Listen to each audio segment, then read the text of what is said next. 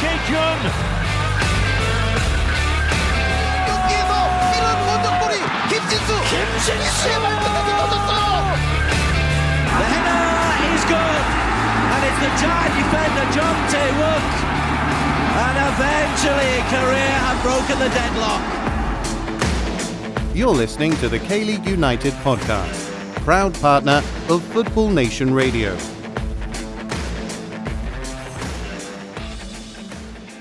Hello, annyeonghaseyo. Welcome to the K-League United podcast. I'm Matthew Binns. No Ryan Walters this week due to a last-minute injury resulting in a late call-up for myself, but not to fear, as I'm also joined on the line by the capable hands of Dan Croydon, our columnist covering this year's 2020 finalist Ulsan Hyundai. Hello, Dan. Good evening. How's it going? Not too bad. Yourself? I'm tip-top, over the moon. I'm feeling good. Feeling good. Whatever platitudes you want, whatever. Oh, yeah, certainly. And we're going to find out why very much in a second. But Dan, I'm going to be honest. I'm not sure why, as a John Buck fan, that I'm on this week to host the AFC Champions League Final preview podcast. I can't help but feel like it's a punishment for something. You got to think back of what you've been doing. It's you're on the Santa's naughty list, obviously. This is your punishment. This is the coal in the stockings. Yeah, well, it's either a punishment for me, it could be a punishment for you, or possibly the listeners. Yeah, I think it's yet to be determined, but we're going to muddle through. However, it's not just going to be these sultry nasal tones guiding you through the podcast this evening, listener. Our editor, Paul Neat, will be speaking with Ulsan's Man of the Hour, Júnior Negrão, as well as Arya Allahverdi from Iranian football podcast Gol Bezan to get a better understanding of Ulsan's opponents, Persepolis FC. But first, Dan comes into this week's podcast off perhaps one of the tensest contests this year, leaving him nothing but a bag of nerves by the end of it. Dan, listeners want to know, how did you get on in the KLU Christmas pub quiz last Saturday? Well, the quiz part of it, I did rather well. I came second overall, except someone threw in this curveball of betting our points on FIFA matches, just to even things up. And I mean, it was just too tempting, so I went all in every time, and of course, lost every time. I even went all in on John Buck to beat Barnsley, would you believe? Well, Matt, you can tell them the result of that one. Oh, yeah. Well, the Jose Mourinho's derby, as it had been christened, ended 2-1 to Barnsley, despite John Buck's best efforts in the virtual second half. And I also lost all my points, but I mean, they weren't my points to give away as... Well, I couldn't because I was the quizmaster, but I was in charge of betting Editor-in-Chief Ryan Walters' points, and I think that's possibly why he's not on today, because he did finish last overall in the quiz. It's not a fine showing for him. He's been keeping himself rather quiet ever since. It's funny to watch him get increasingly annoyed every time that you lost his points. I know. I wasn't even doing any silly scores. I thought 2-1 to John Buck. Oh no, I said 2-2. I can't remember what I said, but I thought it was fairly sensible, and you could just see his head in his hands and just watching his points tally deplete. But he knew the results already, so he was his face dropped every time that you made a prediction.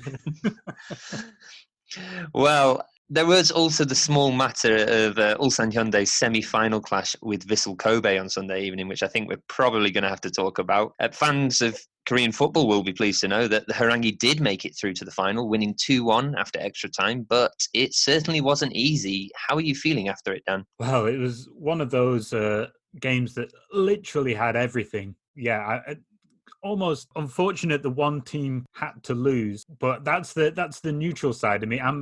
As far as an Ulsan fan, I think it's one of the greatest games I've ever seen us in. And usually, as an Ulsan fan, we're on the other side. Usually we're on the losing side of these kind of events. But it just seemed on the night that everything seemed to go our way. There were so many points where we could have messed up. And equally, we missed a lot of chances as well. So it was one of those that you thought, well, the longer this goes on, maybe our name's on it.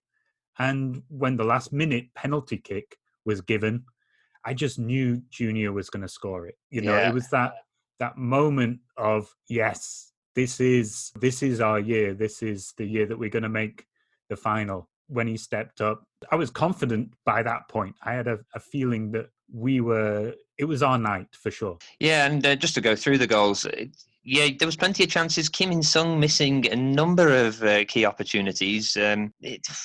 I argue that he seems to miss quite a few, but then I was quickly reminded of his late goals earlier on in the competition to save Ulsan's blushes. But I thought he should have done better at least twice before Vissel Kobe finally took the lead through Haruto Yamaguchi. How did you rate Kim In-sung's performance? Well, yeah, first half, he should definitely have buried one, maybe two chances. There was the one-on-one where I don't know what he's aiming for there. He's not looking at the goal, obviously. He's just tried to play it around the keeper and knocked it wide. He had a great chance as well against Beijing in the earlier game and various other chances against Perth. He's missed a vital chance against Pohang way back when, what is it, maybe a month and a half ago? It feels like a lifetime ago. It does, yeah. It definitely does. We could have got an equaliser just before halftime. He's not a natural finisher. No. Especially if he's got time in front of goal. He tends to overthink these things. He doesn't pick a spot and hit it with power. It's unfortunate, but he did score that a couple of goals against teams early on, and as long as the chances keep falling to him, I think he'll put enough away. But if I had a choice, I wouldn't want them to fall to Kim In-sung when we've got other options. Well, you certainly do have other options, and one of those, well, he came off the bench. It was Bjorn Johnson, and he got the equaliser. He left it till the 81st minute. But just in general, what did you think of Ulsan's fight back? Because this isn't the first time we've seen them fight back in this competition, and we've also talked about Ulsan's mentality, sometimes harshly, sometimes rightly so, this domestic season. How have you rated their performances here in Qatar? I think this is where Ulsan have really shone, and I think it's where the manager's shone as well. We are helped by the fact that there are 5 substitutes. I think that hasn't been touched on that much, but 5 substitutes available, and Kim Do-hun has used every substitute available to him. I think he even made 6 in that last game in the semi-final, because you got an extra substitute when it goes to extra time. But in terms of performance, these players, these fringe players, been really impressive throughout the tournament, and they have to be. We've played 8 games in less than 3 weeks, 23 days, 8 games. That's unheard of. I've been really, really happy with the fringe players like Chung Dong-ho. He's a right back, but he hardly got a look in during the season. He's really performing out of his skin out there. The goalkeeper, Soo-hyuk, he's hardly played at all. His last game actually was against FC Tokyo in the very first game before the whole tournament was suspended back in February. That was his one appearance this season. He's come out with fantastic saves, one in extra time. An awesome save. So I think, the squad as a whole and the manager using the squad has worked out really, really well. I think as far as the mentality goes, it's the strongest, Ulsan team that I've seen in terms of late dramatics, in terms of, running until the final whistle. I'm really happy that the manager, Kim Do-hun, has managed to get this group together, and after everything that happened this season, and really form this team morale in what is, we kind of forget that these are really exceptional circumstances to be locked down in a hotel for a month and then playing a game every 3 days to in front of your teammates and coaching staff and the opposition and a few journalists. The amount of mental strength that they've shown to G themselves up for what is essentially maybe feels like a training game. They have to, I don't know, it'd be interesting to hear what the players say on this, but do they have to remind themselves that this is an ACL semi-final or an ACL final? How do they mentally go through the game without supporters there? For players like Junior and Johnson who get these late goals, it just shows the professionalism that they've got. I mean, it's been they've played fantastically in every match. They just keep winning. They look determined. They've looked determined this season. To K-League watchers like ourselves, we have knocked them at the end. I've knocked them because of my allegiances club-wise, but there's no denying that they've had the quality there this season. But the way, like you said, the way that they've managed to, in such contained circumstances, in such intense circumstances, fixture-wise, it has just been impressive the way that they've managed to rotate, managed to maintain that momentum. And they come into next week. This final is actually, between the semi-final and the final, is actually the most time off they've had. Absolutely, yeah. They can actually watch some video of the opposition. Well, yeah, and we're going to be talking about the opposition. Well, we're not. We're going to be having a guest on later to talk about the opposition, but let's talk about Ulsan. Let's just talk about a few more of those players that have shone. So you mentioned some of those fringe players. You mentioned Jong Dong-ho. You mentioned Jo Soo-huk in goal. But let's also talk about some of their main players as well. I mean, there's been multiple heroes throughout this tournament for Ulsan, but who for you has been the standout player, and the player also that perhaps is going to make the difference come Saturday evening? Well, I mean, you can't look past Junior. Mm-hmm. He has been absolutely superb throughout the tournament and backed up very well by Bjorn Johnson. Junior had a good rest in the middle as well. Johnson kept banging in those goals. In terms of players that I think will determine whether Ulsan win the game or not, win the final, it's got to be Yoonbik Garam. Mm-hmm. His experience and his ability to control the passing lanes and actually shooting from the top of the box.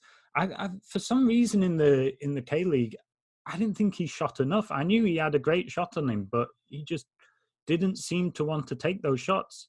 Whereas, in the extra time, I think he must have had 3 or 4 shots on goal in extra time against Vissel Kobe. And, he scored 4 goals already this tournament, including that wonderful free kick against FC Tokyo. I have a feeling that he's going to be the biggest player in the final. A lot of attention's going to go to Junior from the defence, and I think Yoonbik Garam's going to pop up and make a big contribution. Yeah, he certainly looked the part. He certainly scared me a couple of times as a John Book fan in that penultimate game of the season with those free kicks, and it's good to see them going in now as well. I think the look on his face when he scored that one against FC Tokyo, he didn't really celebrate. He just seemed to say to himself, "Finally, one's gone in."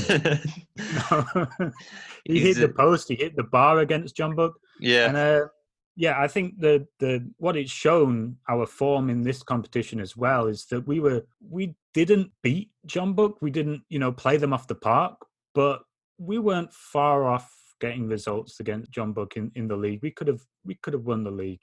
It wasn't that we were outclassed. I think there was just a bit of bad luck in those key games, whereas in this tournament, the luck seems to be going our way. We seem to score at the right time. So hopefully this will kick on into next season as well, albeit with a different manager by the sounds of it.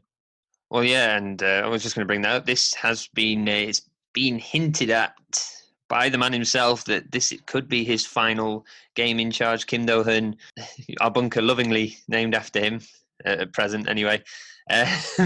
He's looking like he's going to see out his contract's due to expire at the end of the season. Looks like he might not be up for renewal. I think we've been working on the assumption that he wasn't getting a contract renewal for a while now. He was booed at the end of the first leg of the FA Cup final, the last game at Munsu. Yeah. This season, he was booed, and the various people have been seen in the press box with Ulsan directors. Hong Young-bo is the favourite, and I think we're certain that he will be the manager next year, the ex-national team manager. But I'm really happy then that Kim Do-hun does go out on a high, even if the final doesn't go our way. I think getting to the Champions League final, because of the format, the West versus East, it almost feels like we've won something already. Yeah. We're the best team in the East. Mm-hmm. And I think for Kim Do-hun, it is a bit of a told you so kind of thing. He is a good manager, And wherever he goes to after Ulsan, I'm sure he'll do well there. If there's a ambitious club in Asia, I don't think they could do much better than hiring Kim Do-hun.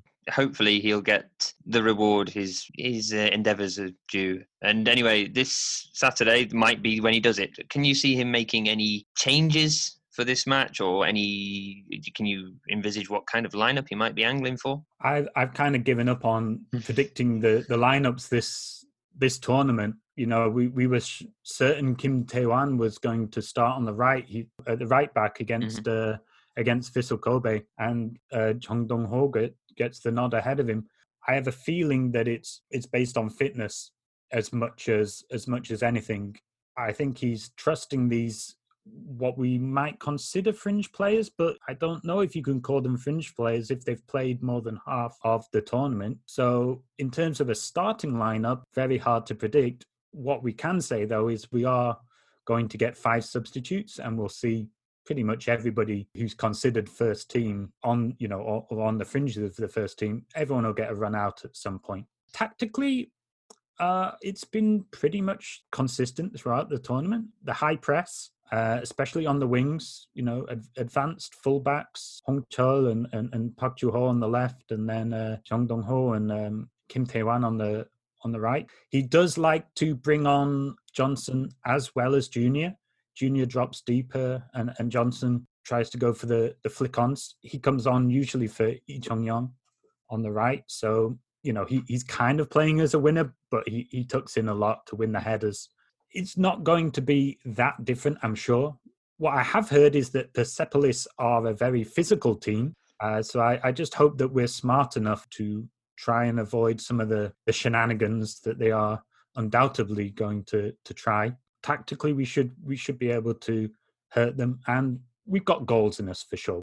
So it's just a case of keeping it tight at the back, and hopefully, all will be well. We'll be lifting the trophy. Well, for Korean football's sake, that you will be.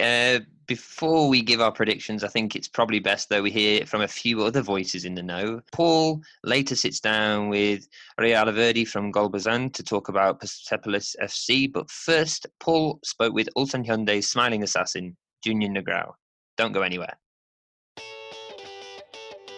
FNR is a revolutionary football-dedicated digital platform, the first of its kind in Australia.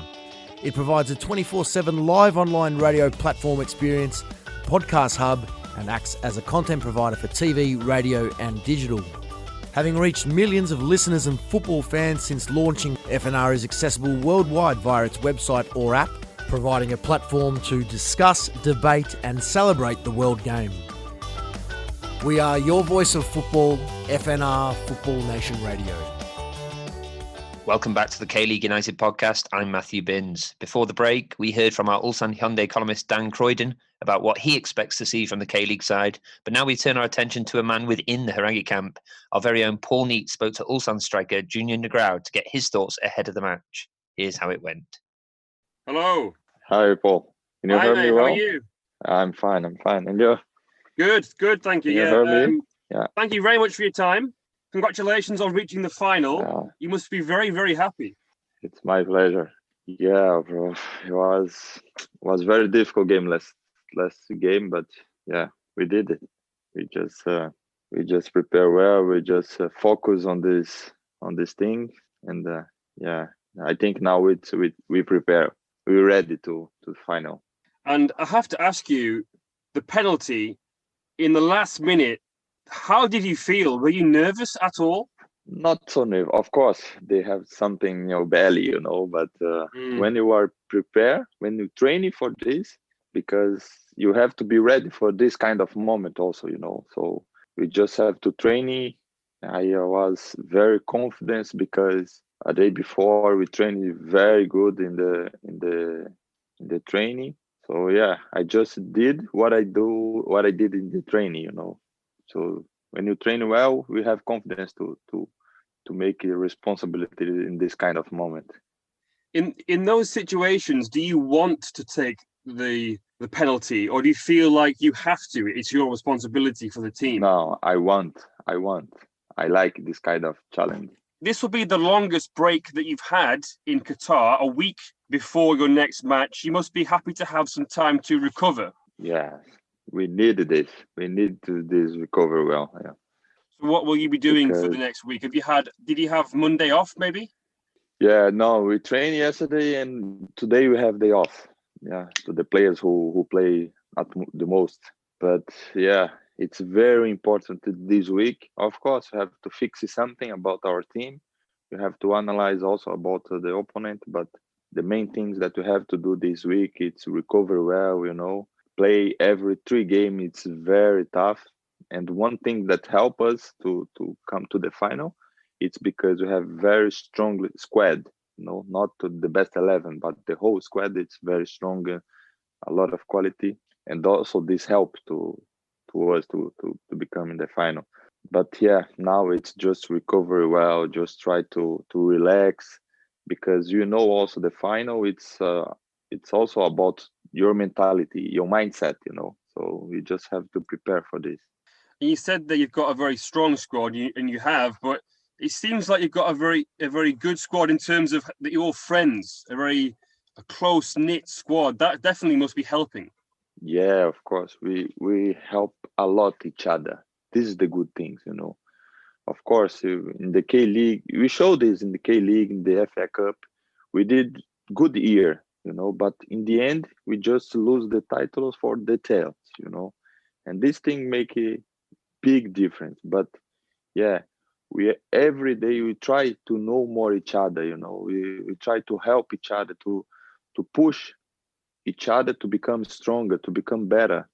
This is our team. This is our mindset. And and you can see now, I can give one example to me. It's about Jobas, Surok, the goalkeeper. This guy didn't play one game in the K-League the whole year, but he's still keeping doing hard. He's still training every day, so professional. And you can see the result now, how these guys help us here. It's the main example of our team, this kind of professional mentality. The game, of course, is this Saturday. It's going to be a very tough game, but you have won every game there in Qatar. The form is very, very good. You must be feeling very confident as a team, and also for yourself with 5 goals. Yeah, of course. This competition, was very good to us. We have a lot of confidence. We have a lot of fit. We are fit to this game, but the final, it's a different game. It's more about your mindset. Of course, we have confidence. We have our team enjoy the game. We want to play. We want to make combination. We want to make opportunity to score. But now, this kind of game, it's also about mentality. That's what I'm saying to the players. We just have to be focused. You just have to be ready. You just have to train also our mentality, our mindset. This is very important to this game. And I think, we learn from our mistakes from the last years. And I think we're ready. We're ready to this game, this final. Yeah, it just shows how mentally strong you are as a team, because as you said, you had a hard time in the K-League and the FA Cup, but to be able to play so well and with confidence in the ACL, it just shows how strong mentality that you are as a team. Exactly. One thing that we are, how to say, I cannot find the word, but we just learn with our mistakes. We admit that we make mistake. We admit that we fail, in detail, and we just move on. We just say, okay, guys, just forget it and let's start again. But of course, we have to do something different. And the difference for me, it's about our mentality. We just, okay, doesn't matter. Let's enjoy and we will see what happens, And here, it's like this. We just say before every match, you just say, okay, guys, doesn't matter what happened here. Just enjoy the game. Just let's do what we know to do it, and that's it. And it's work. It has been work, And that's the same mentality that we have to go to the final. We don't have to change because it's work, Yeah, for sure. And obviously what happened in the league, in the FA Cup, must give you more motivation, because now you have this huge, excellent opportunity to win a trophy. Yeah, of course. As I said, we have the opportunity to make a history in the club, to make a history in the Asia, So, but we just have to enjoy it. Don't have to put pressure on ourselves, I have been here in Korea for a couple of years, and I already know that if you put too much pressure, maybe it doesn't work, I just say to them, let's enjoy the game. Of course, it's important game, one of the most important game in the Ulsan Hyundai history, but we just have to do what we did so far. We just have to enjoy the game. We just have to be strong mentality, and that's it. No big change. So what are you expecting from Persepolis as an opponent? Look, to be honest, we didn't analyze them yet, but we just know that it's a very strong team.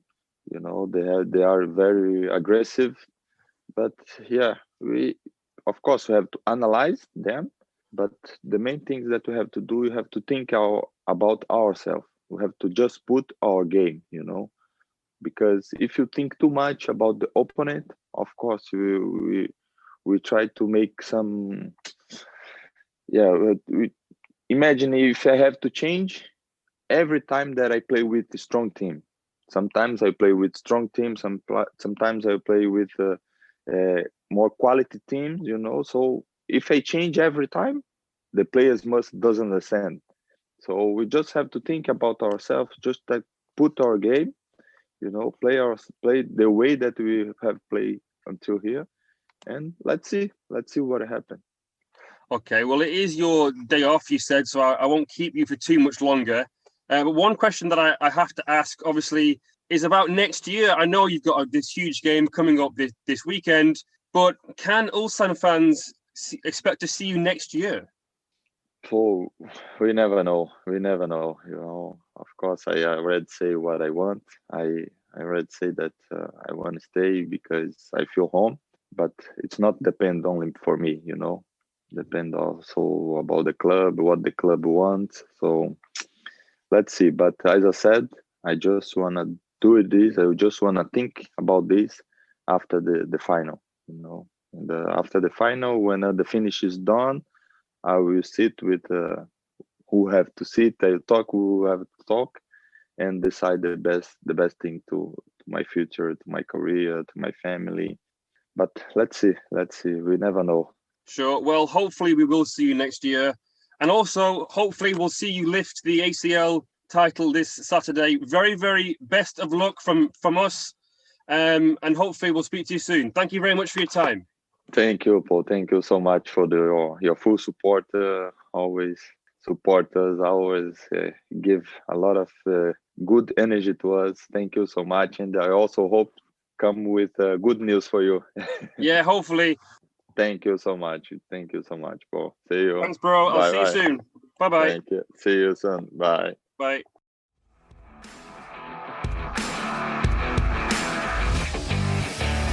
Fans, we want to hear from you. You're encouraged to email KLU at info@kleagueunited.com or tweet at KLeagueUnited with any questions, comments or reactions. Or follow us on Facebook to ask directly during one of our live shows.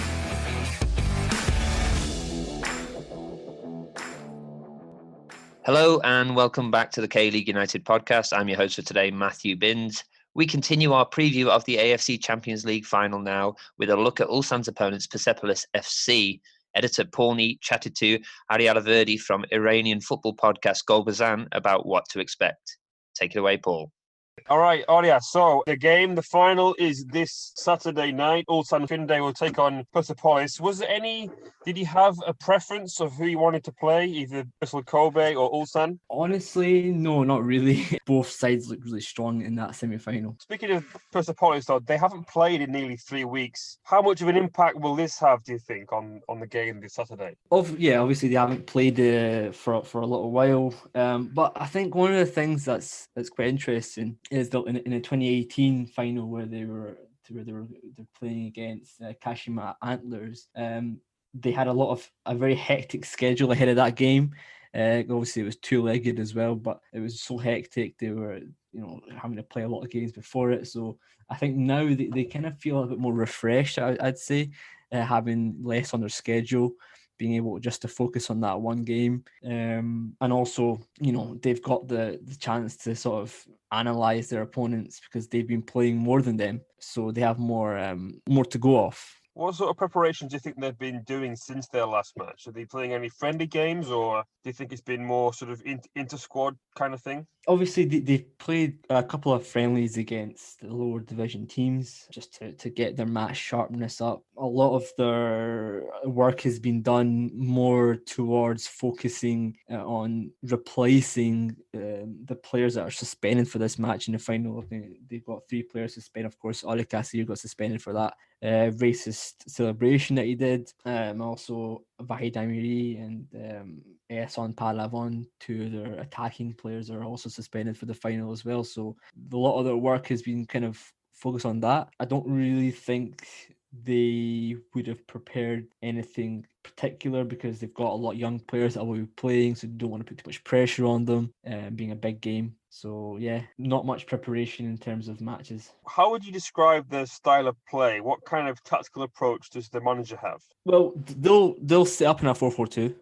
For sure. I mean, they'll set up very defensive. I feel like they'll try and hit Ulsan on the counter attack very much. I think Ulsan will keep possession of the ball for the majority of the game. Obviously, it being a one-legged match, of course, that kind of emphasizes that point that they kind of have to be a little bit more cautious about how they play. They have to make sure that you don't obviously give up too many goals. So I think they will be more defensive in this match. The perception in Iran very much, of course, with the era under Carlos Queiroz playing against South Korean national team, has been that the East Asian teams particularly are quite pacey. So I think they will, as I say, try and keep a low defensive block, keep the players back and hit on the counter-attack pretty much. I see. Well, obviously, we talked about this just a minute ago, but you said that they finished as runners-up in 2018. And in terms of the preparations heading into the game, obviously, things are a bit different than what it was then. But in terms of the team, are they in a better place now than they were back then? It's tough to say because back then, first and foremost, as I say, back then it was a 2-legged final. A 1-legged final was more beneficial to them now. That team in 2018 was way more star-studded than it is now. They had obviously Alireza Bayram, top goalkeeper in Iran. They lost their centre-back Khalil Zadeh this summer. They've obviously also lost their striker Ali Alipur. They also had Godwin Mensah, another striker, and continuing on from 2018, their team has gotten weaker and weaker with the loss of Mehdi Torabi, Mohamed Nadir, and also the head coach Branko Ivankovic, who was, as much as some fans in Iran don't like him, personally I'm not a big fan of him myself, but he was important to that team from a mentality standpoint. He knew the Iranian players very well. He beat the tournaments of the Iranian national team, so he knew what to give that team, and he gave them a lot of success over the years he was in charge. So they lost him, so the team is weaker, but they definitely are. I think now the biggest thing that they have, the biggest threat they have, is their current manager, Gol Mohammadi, who, in my opinion, is a very smart man, first and foremost, very experienced coach. Was a fantastic player for the national team as well. Scored against Mexico in the 2006 World Cup in Germany. A very experienced player, first and foremost, but also a very smart coach. I think he will be vital for them in the final. I think he'll have done his homework. Okay, well, what is the perception, do you think, of Ulsan and the K-League in Iran amongst the media and perhaps also amongst the fans there? What do you think it is like? Yeah, the perception of obviously the first thing that comes to mind when you're speaking about South Korea and Iran is, of course, the matches in the World Cup qualification of the 2018 World Cup. Those are the biggest, However, you're speaking about the league itself, the teams, Ulsan. We obviously know that the league first and foremost is very, very, very organized, financially quite strong. Good teams, good players go out there. We obviously had 2 players that played in that league, Khaled Shafi and Shahab Zahidi. I think Khaled played for FC Seoul. Yeah. And I think Zahidi played for Suwon Samsung Blue Wings, and he only was very brief. He didn't even play for them. So we've had a couple of players there, but the success hasn't been great for them. But we know how strong that the teams are, especially in the Champions League. Well, finally, what sort of match do you think we will see this coming Saturday? And could I perhaps get a prediction from you? Yeah, I mean, look, first and foremost, I think it'll be a tight match. I think it'll be a close match over one leg. Both teams will be fairly defensive. I think they'll want to defend very well. The keys for Persepolis, I think, are Nurullahi and Salak in midfield. They'll be vital for them. Obviously, Persepolis are missing so many of their best players. Bashar Rassan, the Iraqi international, will be their creative key. Jalal Hosseini, 38 years old, centre-back, is he still able to play at level without preparing for the match? Is he still able to play at that kind of final? It will be difficult. Mehdi Abdi, their striker, without Vahid Amiri next to him. Again, there's so many variables for them. On Ulsan's side, they have Júnior Negrão, who fantastic striker, is scoring goals. Hamid Lakin, goalkeeper for Persepolis, will have a lot of difficulties with him. Obviously, Lee Chon-yong and Yumbit Garam, all great midfielders who will cause a lot of issue. I think they'll keep possession. I think, if I'm honest with you, I think Persepolis could capitalise on the counter if Ulsan, get complacent. Persepolis could, for the young players they have, if Ali Shojai plays, for example, and a few others, they could capitalise and score maybe a goal on the counter. Obviously, Ale Kassir not being there, it's difficult. No proper striker. However, if I was to predict, I think, considering how Gol Mahamadi will set up for defensive game plan, I think they could maybe snatch a goal. But I think Ulsan's attacking prowess, the players they have, I think they'll score at least 2. I think it'll be 2-1 to Ulsan. I think the goals will be scored in the second half. I think 2-1. All right, well, we shall see. Thank you very much for your time, and hopefully the best team wins. Yeah, hopefully. So watch a good game. That's the most important thing. Exactly. Thank you very much, mate. Cheers. Cheers, thank you.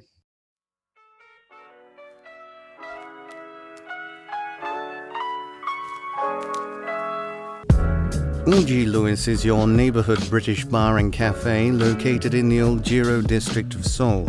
Decorated in old English antiques and furniture for a true homely feel, you can enjoy homemade scones, cakes and afternoon tea during the day, and traditional British favourites like beef stew, English ale, and a fine selection of wines at night. Available for private parties or simply an evening out, Ulgi Lewis is sure to become your favourite neighbourhood pub. Be sure to mention K-League United at the bar during your visit and you'll get 10% off your bill.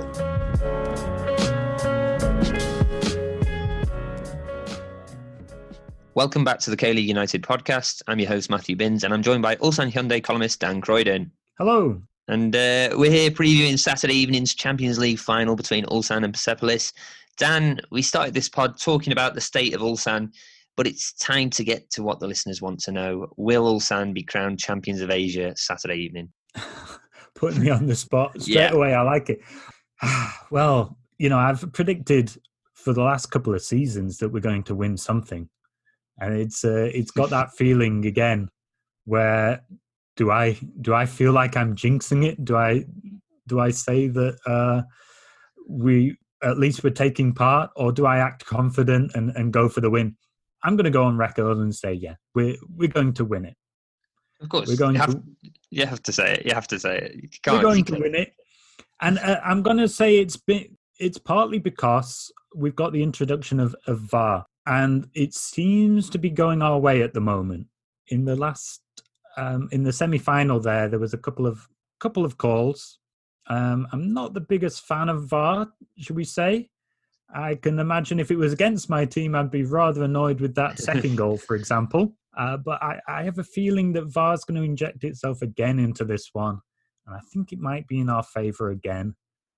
So I'll go for a 2-0 win. A 2-0 win. One of those is a penalty. Yeah, be very happy with that. Okay. Well, I should really put myself on the spot, but I'm going to say it's going to be Ulsan. I think they're going to do it. It's going to be tight though, very tight. And I've noticed that they don't concede many. They don't concede many goals. I think they've conceded maybe 2 or 3 in the entire tournament so far. So it's going to be tight for sure. Yeah, I think possibly like as far as penalties, but we'll see. I think possibly Ulsan to edge it. Surely their curse of being runners-up can't strike for a 3rd time this season, unless. Well, Persepolis, they don't play in green, do they? No, right. But yeah, I thought it was all going to happen against Beijing Guan. I thought, oh, God, yeah, Kim Min Jae, and they play in green.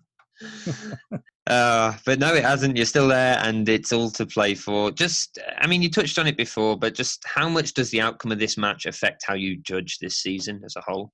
Well, I think it's quite easy to judge them quite separately, to be honest. Yeah. The 2 tournaments haven't had a direct effect on each other like they normally do. And I'm not sure that we would be performing at the level that we are and with that much determination if what had happened back in the K-League and the FA Cup hadn't happened, So it's almost like it's kind of a separate season altogether. It's this mini tournament that's just happening out in the Middle East somewhere. So in terms of judging the season as a whole, it's kind of hard to do. But there's an old saying, of course, that all's well that ends well.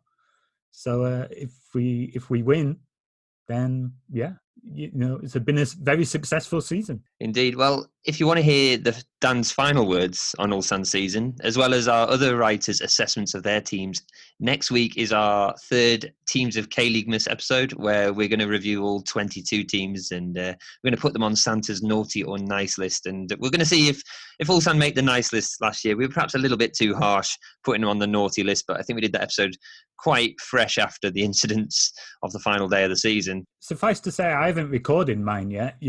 Of course. Can't really review the season until this thing's over with.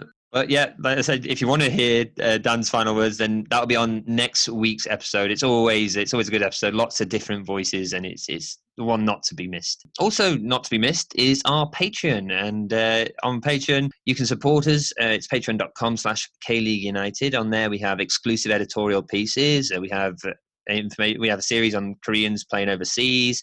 We have Saturdays, statistical pieces every Saturday. We even have the pub quiz questions from our Christmas party. If you want to see how you fare with your Korean knowledge against our writers. There's also full player interviews, podcast extras, tiers. They start as low as $1, but there's $3 and $5 options available. Finally, you can listen to us every Thursday on Football Nation Radio. You can also subscribe to us via iTunes, Spotify, Google Podcasts, TuneIn Radio, and more. And if you leave a review, you can get entered into next month's K-League kit contest. But as for us, that's it. Best of luck to Ulsan Hyundai on Saturday evening. I've been Matthew Baines. This has been Dan Croydon. And thanks for listening.